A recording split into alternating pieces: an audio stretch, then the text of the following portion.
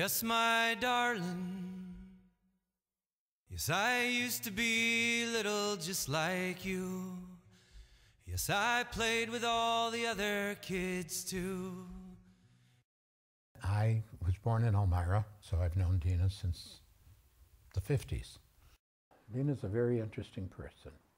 Dina Jacobson, yeah, Dina, oh man, she's great. 90 years old now, spunkiest person you'll meet.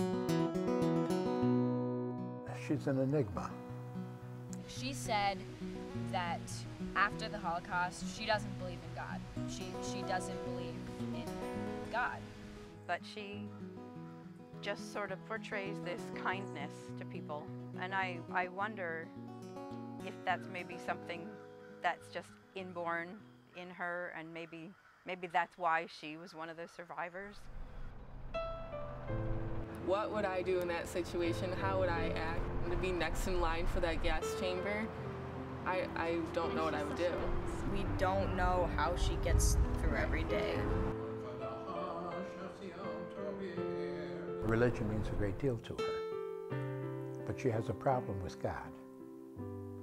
And God knows. That's understandable.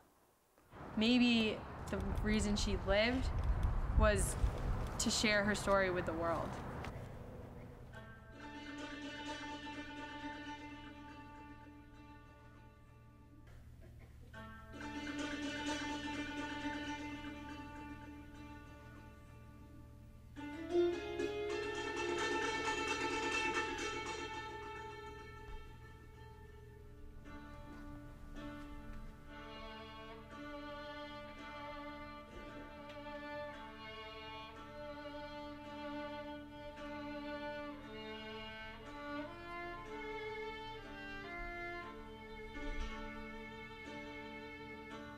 The first thing survivors can do is to say they have told their story.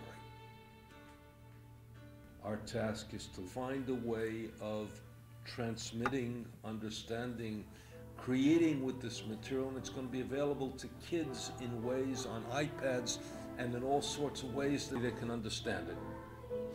Our mission is to take that story and deepen the ethical consciousness of humanity.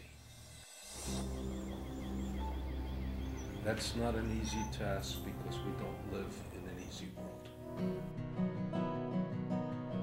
Looking ahead to the end of the world, riding the train with a beautiful girl. Everything changes, everything dies, dreams rattle around inside. My name is Joe.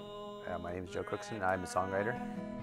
Everything broken will be alright. My passion in life is writing songs. I still love you. Over the last maybe 5 or 6 years, I've had a whole interest in hearing people's stories, finding out who they are, where they've come from, and then writing original songs based on those stories. It actually started with my grandfather, Joe Gannap. This one day where I'm at home in Northeast Ohio, and he says, let's go out in the garage and I have some stories I want to tell you. My baby girl was born in 1943, the year before the Navy shipped me out and overseas. And he told me about being based on Tinian Island in the South Pacific, and told me that him and his battalion guys built the runways that the Enola Gay took off from when it flew over Hiroshima. We never knew what the runways were for. They said our job would be the one to end the war. He's got this story inside of him, and he never talks about it. And right at that moment, I knew I would write a song about it. It took me about 3 years to write it. He never heard it. He lived another 2 years. He lived till he was 97 years old, and he never heard the song. Yes, my darling, yes, I used to be little like you. Most people have some story. We all have something that's an experience that has helped shape us.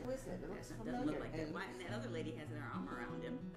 I remember many nights that my parents had nightmares, so... Screaming, waking up screaming. Screaming nightmares. So as a child, that was my normal. Nighttime is the worst. Nighttime, I go through everything but in Auschwitz.